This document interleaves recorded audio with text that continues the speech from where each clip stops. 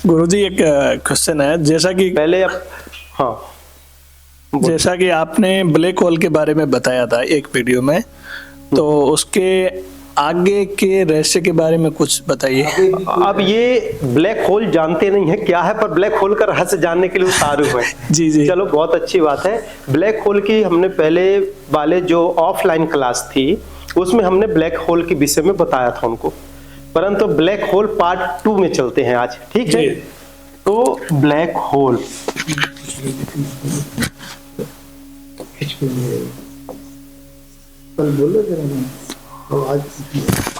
Black hole, हम black hole किसे कहते हैं, कोई बताएगा?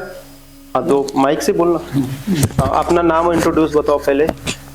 मेरा नाम सूर्यनाथ चतुर्वेदी है। हाँ, पैर फैला के भी बैठ सकते हो, रिलैक्स होके पैर फैला के बैठो, एंजॉय में बैठो, ज्ञान लेना है जी। मैं इटारसी से हूँ। शुरू से बोलिए। मेरा नाम सूर्यनाथ चतुर्वेदी है, मैं इटारसी से हूँ। जहाँ तक मेरी जानकारी है कि जब बहुत बड़े बड़े तारे होते हैं और वो कंप्रेशन की स्टेटस में होते हैं, उनके बीच में क्या बोलते हैं, दबाव बढ़ता जाता है। मतलब ये होता है जब तारों का लाइफ ख़त्म होता है और वो मरने के स्टेट में होते हैं तो उनके अंदर दबाव बढ़ता जाता है। उस दबाव के कारण मतलब कंप्रेशन के स्टेट में उनकी ग्रेविटी बहुत ज़्यादा बढ़ जाती है, अरबों गुना बढ़ जाती है। तो वो एक ऐसा स्टेट आता है जिसमें वो बहुत नैनो पार्टिकल को भी, जिसमें फोटोन होता है जैसे प्रकाश की लाइट है, उसको भी अपने अंदर एब्जॉर्ब कर लेते हैं। वो उनकी इतनी ग्रेविटी होती है कि वो छोटे छोटे तारे उपग्रह सब अपने अंदर समाहित करते चले जाते हैं और अपनी ग्रेविटी बढ़ाते जाते हैं। अंत में कंडीशन ये आता है कि जब बहुत ज़्यादा कंप्रेस्ड हो जाते हैं तो उनके अंदर एक्सप्लोजन हो जाता है और अपने आप को डिस्ट्रॉय कर देते हैं, जहाँ तक मेरी जानकारी। देखो, डिस्ट्रॉय नहीं करते जी, डिस्ट्रॉय नहीं होता उसमें जी, वो सिर्फ एक मैग्नेटिक एनर्जी को पैदा करके अपने अंदर खींचता जाता है। हाँ, और सबको समाता जाता है। हाँ। इसको सिंपल भाषा में ऐसे समझें, क्योंकि आपने जो बताई, आपने इंजीनियरिंग की पढ़ाई की, पेशे से आप इंजीनियर भी हैं, है ना, तो इसलिए आप उसको बता रहे हैं। आम इंसान को ऐसे बताओ कि जैसे समुंदर है, समुंदर में बराबर पानी चल रहा है, जैसे ये समांतर ग्रह यूनिवर्स में है जी, जो मूवमेंट में है घूम रहे हैं, जो नहीं है तैर रहे हैं, जो मूवमेंट में स्थिर है। ऐसा नहीं कि हर प्लैनेट्स घूम ही रहा है, ऐसा नहीं कह सकते आप कि हर प्लैनेट्स घूम रहे हैं। कई प्लैनेट्स स्थिर हैं जी, है ना, कई प्लैनेट्स टकराव होते रहते हैं। जैसे यहाँ प्रदूषण है, वैसे प्लैनेट्स में भी प्रदूषण है, जैसे अपने शहरों में है। ये तो मतलब विज्ञान मानता है कि सब चीज को अपनी तरफ आकर्षित करता है और उसका आकर्षण गति, जो आकर्षण फोर्स है, बल है, वो कई गुना बढ़ जाता है। अब जैसे मान लीजिए कोई तारा है, अगर उसका आकर्षण बल बढ़ जाएगा, मान लीजिए अभी मतलब मान लीजिए ग्रेविटेशनल फोर्स 10 मीटर पर सेकंड स्क्वायर है, जैसे कि पृथ्वी का है। अब अगर वो कंप्रेस्ड हो रहा है, उसका ग्रेविटेशनल फोर्स बढ़ करके 50 मीटर पर 100 मीटर, 1000 इनफिनाइट मीटर, हाँ, हो गया। तो उसका जब आकर्षण बल बढ़ेगा तो अपने आसपास के जो प्लैनेट्स हैं उसको भी अपने अंदर समाहित कर लेगा। बिल्कुल, हाँ। और बताते हैं कि उसका ग्रेविटेशनल फोर्स इतना बढ़ जाता है कि अगर उसके आसपास से किसी अन्य बहुत दूर के तारे का प्रकाश भी आता है तो उसको पार नहीं कर पाता है, उसको अपने अंदर समाहित कर लेता है, निकलने ही नहीं देता है। यहाँ तक बिल्कुल सही जा रहे हैं आप। हाँ, देखो, इसको दो रूप से, सीधे ऊपर ही चले कि नीचे से कुछ एग्जांपल ले ले? बिल्कुल, आप अपने हिसाब से पीछे दीजिए माइक उनको। क्या नाम है? आप भी तो इंजीनियर ही हैं, बताइए। हरेंद्र कुमार। पूरा नाम बताओ, एड्रेस बताओ। हरेंद्र कुमार देसवाल फ्रॉम देहरादून। और क्या करते हैं पेशे से? मैं एक मैनेजर हूँ जी, जनरल मैनेजर एक कंपनी। जनरल मैनेजर है, ठीक है, बताइए। जो मैं ब्लैक होल को मैं इसमें सिंपल वे में डेफिनेशन देना चाहता हूँ। जैसे हवा का एक वो होता है, ऐसा गोल गोल जो बनता है, वो तेज तूफान आता है, बवंडर जो बनता है, सेम उस तरह वो ब्लैक होल है, लेकिन उसकी गति बहुत ज्यादा होती है, उसकी गति बहुत कम होती है। सिंपल सेम वही है जी। तो उस गति से क्या फायदा, क्या नुकसान है? जितनी गति होगी उसका मैग्नेटिक फोर्स इतना ज्यादा बढ़ता जाएगा, बढ़ता जाएगा। जैसे जनरेटर है, जनरेटर की इतनी स्पीड होगी, इतनी ज्यादा करंट बनेगा, इतनी उसकी वो ऐसे बढ़ती जाती है उसकी। बहुत सुंदर, ठीक है। आप कुछ कहेंगे? आप भी बोलो। अब वो इतना साइंस में हम साइंस में उतना नहीं, आप बताएंगे तो हम। गणित में तो है ना? हाँ, गणित में है। ठीक है, अब चलते हैं ब्लैक होल की ओर। सूर्यनाथ। क्या आप भी बहुत अच्छा बताए। आपने भी क्या नाम बताए थे? हरिंदर कुमार। आपने भी बहुत अच्छी बात कही। देखो, ये हमारा जैसे ब्रह्मांड है, ठीक है, ये हमारा यूनिवर्स है, जिस यूनिवर्स को हमारा साइंस कहता है। आज एक बहुत डीप टॉपिक बताऊंगा आपको, ब्लैक होल पार्ट 2। क्या है ये? पार्ट 2। ठीक है, बाकी तो हमने बता चुका है। पूर्व के एग्जाम्पल हम नहीं लेते क्योंकि आप लोगों का लेवल आईक्यू अच्छा है, तो सीधे हम ऊपर चलते हैं। देखिए, जो मेरा जो सूक्ष्म यात्रा होती है उसमें हमने कई ब्लैक होल्स देखे। पूर्व में भी हमने बताया है कि सूरज के पीछे एक बड़ा सूरज, उसके अगल बगल 2 छोटे सूरज, और उस पीछे वाला जो 10 गुना बड़ा सूरज है उसके पीछे भी ऐसी पृथ्वी जैसे दुनिया है जब मानव जैसे लोग रहते हैं। पूर्व की वीडियो में अपलोड भी है जी। ठीक है, keep quiet, don't worry, you are not talk to in this matter, क्योंकि I am connected this universe energy, है ना। You talk to and I am disconnected because I am not fluent talking in this matter and discussing this matter. Okay, you know. तो सूरज जो ये बड़ा है, ये छोटा सूरज हो गया, ये छोटा सूरज है एक यहाँ एक यहाँ, इसका ये ब्लैक होल खा रहा है एनर्जी, ठीक है, इसका ये ब्लैक होल एनर्जी खा रहा, आधी रोशनी तो ये खा जाते हैं। आधी रोशनी जो सूरज ही हमको दिख रहा है पृथ्वी के साथ कई ग्रहों में, चंद्रमा और कई जगह देता है। यहाँ छोटे छोटे ग्रह हैं, इनमें से इसको अर्थ मान लो, है ना, और भी अन्य ग्रह हैं, 9 प्लैनेट्स के अलावा भी बहुत हैं। ये सन 10 टाइम्स बिगेस्ट, है ना,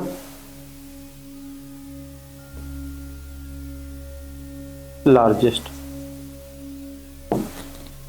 ही लिखेंगे ना, बिगेस्ट तो नहीं होगा। हाँ, बिगेस्ट वो तो छोटा एक मापा जा सकता है, लार्जेस्ट को तो नहीं ना। ये सन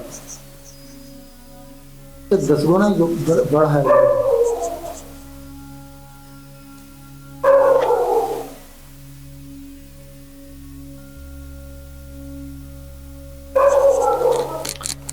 ये ब्लैक होल पे मैं खुद एंटर किया कई बार।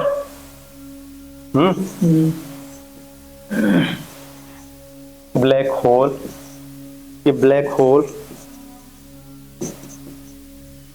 ये और भी ब्लैक होल्स हैं, इसके पीछे भी यहाँ ब्लैक होल है, यहाँ भी ब्लैक होल है, यहाँ भी ब्लैक होल है। मैं अपने जीवन से घटित चीजें बताना चाहता हूँ कि कई बार यहाँ गया, यहाँ गया, यहाँ तो 1-2 बार गया, यहाँ कई बार गया। इसके अगल बगल यहाँ मिल्की वे गैलेक्सी, क्या है? मिल्की वे गैलेक्सी, मिल्की वे गैलेक्सी, ठीक है। इस गैलेक्सी के अंदर जो लास्ट ये पॉइंट होता है, जो घूमता है ना, ये भी ब्लैक होल का सिरा है, जो आज हम बता रहे, इसके पहले हमने नहीं बताया। ब्लैक होल, और ब्लैक होल में जितनी चीजें जो आपने बताई वो तो घूमता है। जब मिल्की वे ब्लैक होल से भी बड़ा, ब्लैक होल से करोड़ों गुना बड़ा, जब वो इसके उसमें आता तो इसके अंदर भी वो काइनेटिक एनर्जी उत्पन्न कर देता है। धीरे धीरे जैसे एक बड़ा चक्र को ना हम धीरे धीरे घुमाते घुमाते एक मूवमेंट में आता है।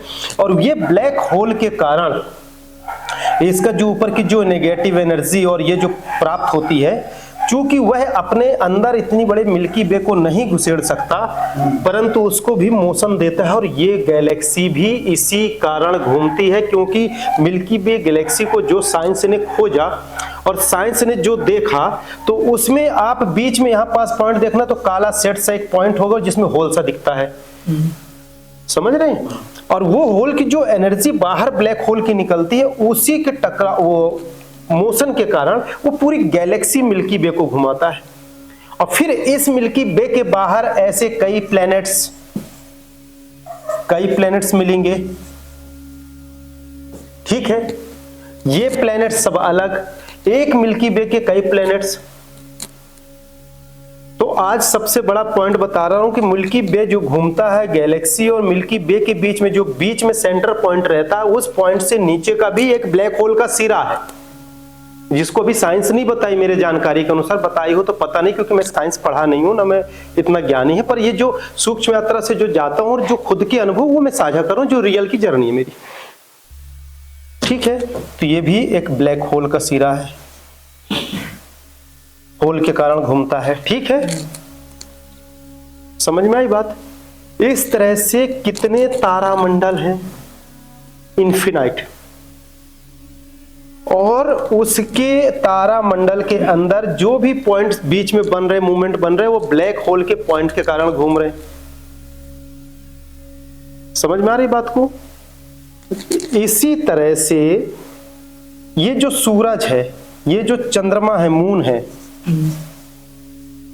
9 प्लैनेट्स है, और इसके अगल बगल ये जो छोटे छोटे ये ब्लैक होल्स हैं, ये लिखा हुआ है ना, ये ब्लैक होल हैं जो छोटे छोटे जो लिखे हैं। तो ये जो ब्लैक होल हैं, इसी के साथ जब ये एक ब्लैक होल के चक्कर में आने से ये पूरा मिल्की वे घूमता है, ठीक इसी प्रकार एक बड़ा ब्लैक होल है, उस ब्लैक होल का आखिरी सिरा हमारा पृथ्वी का एंड पॉइंट है। पूर्व में हमने बताया है, आज जो नई बात बता रहे हैं कि जो मिल्की वे गैलेक्सी घूमती है, उसके जो पॉइंट का बीच का जो है घूमने का जो पॉइंट ब्लैक शेड है, वो ब्लैक होल के राउंडिंग के कारण, वो पूरा टकराव के कारण फिर उसको मोशन में लेता है, और उसमें ऐसी एनर्जी पैदा होती है कि अगल बगल के प्लैनेट्स भी घूमना चालू कर देते। नहीं, नोटिस करो, जब वहां ऑक्सीजन नहीं है, हवा नहीं है, तो वो घूमेगा कैसे, कैसे मूवमेंट आएगा उसमें? और कई साइंसों ने ग्रह में खोजा कि आवाज है, तो आवाज कैसे पैदा होगा उसमें? आवाज नहीं है, हवा नहीं है, प्रकाश नहीं है, तो कैसे मोशन आएगा और कैसे आवाज आएगी उसमें? इसके अंदर से ही मोशन पैदा होता है, जो आवाज को ही सुनाई देता है और मूवमेंट देता है सब चीजों को। अब यदि मैं पृथ्वी को बताऊं, आज एक पॉइंट और बता रहा हूं, ये तो समझ में आ गई, ठीक है, इसको मैं मिटा दूं। यहाँ ये जो दोनों सूर्य हैं, छोटा सूर्य और बड़े सूर्य के बीच में लगभग कितनी दूरी किलोमीटर तो मैं नहीं नाप पाता, क्यों? क्योंकि गति इतनी तेज होती है कि मीटर लेके जाता नहीं। अब जो सच्चाई है ना, पर हाँ दूरी तो है।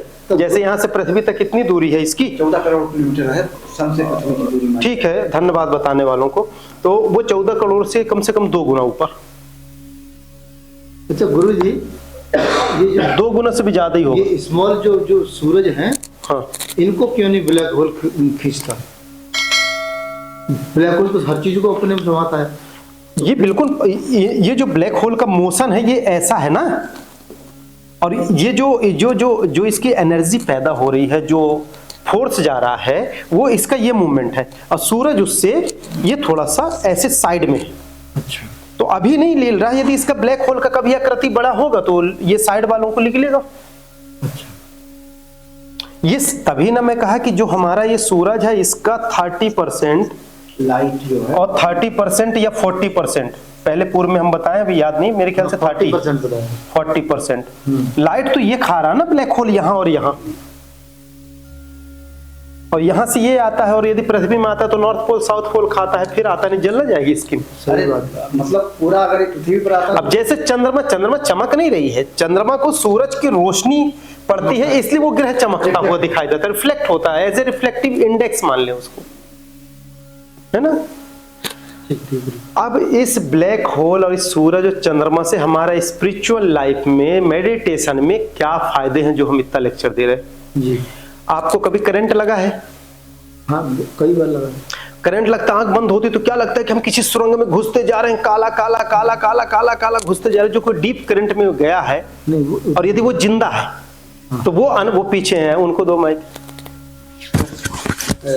मुझे बहुत तेज करंट लगा है, और मैं बहुत देर तक करंट के फ्लो में रहा हूँ, मेरे जला हुआ हाथ इस करंट से ही, और आज अंधेरे में जाते रहते हैं। घूम रहा था। और ऐसे ही जब कभी ऑपरेशन होता है, ऑपरेशन के बाद जो चेतना जो कॉन्शियसनेस में जब बेहोशी में जाते हैं उनको वो लगने के बाद क्या एनेस्थीसिया देने लगने के बाद जब आंखें खुलती है तो कितनी शांत दुनिया, कितनी शांत दुनिया, कहीं से आ रहे। तो हमारा ब्रह्मांड जब हमारे शरीर के अंदर बताते हैं शास्त्र, और हम भी बोल रहे हैं इस बात को, योग साधना भी बताता है, तो ब्लैक होल भी हमारे इस मस्तिष्क के अंदर भी है, जहां निगेटिव थॉट्स घुसते हैं वो जमा रहता है और वहां मूवमेंट भी रहता है जो चलते रहते हैं। जैसे करंट लगता है, जब वो एनर्जी हमारे अंदर की खींचता है तो अंदर से ब्लैक होल एक्टिव होता है और हमको ऐसा वो तरंग को खींचता है अंदर का, ब्लैक होल की एनर्जी जैसे ये ले रहा, वैसे हमारे ब्लैक होल के अंदर की जो तरंग रूपी एनर्जी है उसको कौन खींच रहा, बाहर वाला खींच रहा। तो नर्वस सिस्टम को खाएगा, सेल्स को खाएगा, सेंस को खाएगा, फिर खाते खाते ब्लैक होल तक पहुंचता। ब्लैक होल जैसे खींचे तो आपको ऐसा लगेगा पूरा घूम रहा हूँ, चिट होकर बेहोश होकर गिर जाता है। बच जाए तो भाग है, नहीं तो मरी जाता है ना। बात सही आपको करंट लगी है तो। और दूसरा, जिनके ऑपरेशंस होते हैं, बेहोश होते हैं, बेहोशी से वापस आने के बाद उनसे पूछना कि वो कौन से अनकॉन्शियस से बाहर आते हैं, तो उनके साथ भी यही घटना घटती है। मतलब यह सिद्ध हुआ, प्रूफ है कि जब समस्त ब्रह्मांड हमारे शरीर के अंदर है तो ब्लैक होल भी हमारे अंदर है।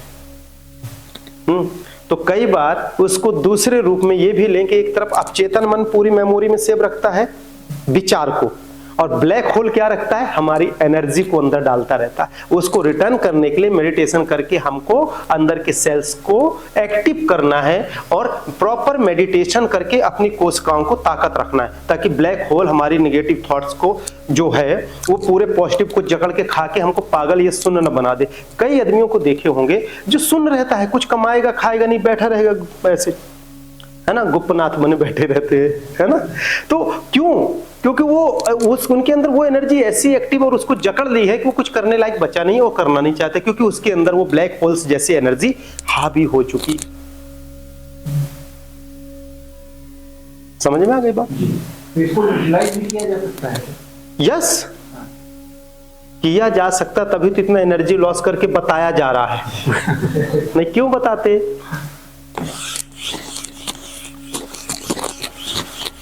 आप लोग मेरे को टाइम नहीं दिए और टिकट करा लिए फटाफट। रात में कराते ना तो थोड़ा अच्छा रहता। हमने नहीं कराया।